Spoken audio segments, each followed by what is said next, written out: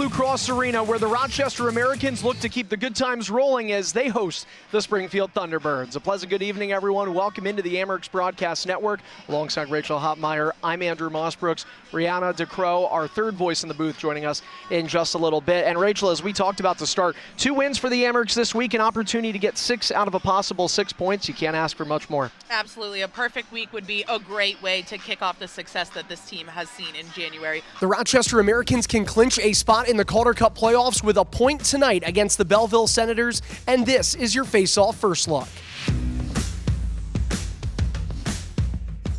Hey everyone, I'm Andrew Mossbrooks, and believe it or not, this is the final time Utica will visit the Flower City this season in what is the 11th of 12 meetings between the Amerks and the Comets. Welcome back to another edition of Coffee with Coach, presented by Tim Hortons. I'm Andrew Mossbrooks, as always, joined by Seth Appert. And Coach, the team is coming off a really nice homestand, 5 out of a possible 6 points.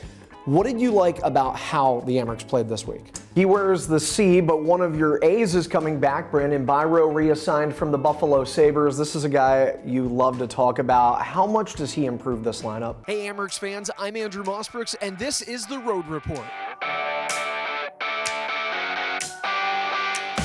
Well, the Amerks are departing Blue Cross Arena and off to Belleville, Ontario, where they will head up to play the Senators in a 2-game series. And Rochester should have vengeance on their mind as the setting shifts from a week ago, where Belleville entered the Flower City and left with 4 points in 2 games. Now, the team is coming off a split weekend with the Toronto Marlies, and players have been moving in and out, up and down this lineup. Just over 6 minutes of time in that second period. Not comfortable for Malcolm Subban, his return to Rochester. There were a couple of Sub chants from the fans, but they quickly got drowned out by some Amerks goals. They may love their former teammate, but he is a former teammate tonight. What are you seeing? I see the Amerks trying to continue distancing themselves from those cellar dwellers, if you will, those teams that are chasing from the outside looking in, as Rochester is 4th, tied for 3rd in the division. And on the other side, I think Utica is that itch that nobody has been able to scratch in this North Division. You're trying to get rid of them.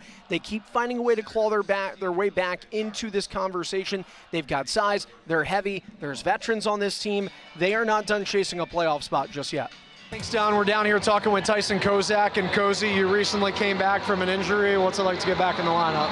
The Amerks look to conclude this season series with a win tonight. That is going to do it for our broadcast here tonight. The final score on Women in Hockey Night at Blue Cross Arena: Amerks 7 and the Thunderbirds 3. Thanks so much for tuning in. For Rihanna DeCrow, Rachel Hopmeyer, I'm Andrew Mossbrooks. Thanks again for tuning in on the Amerks Broadcast Network.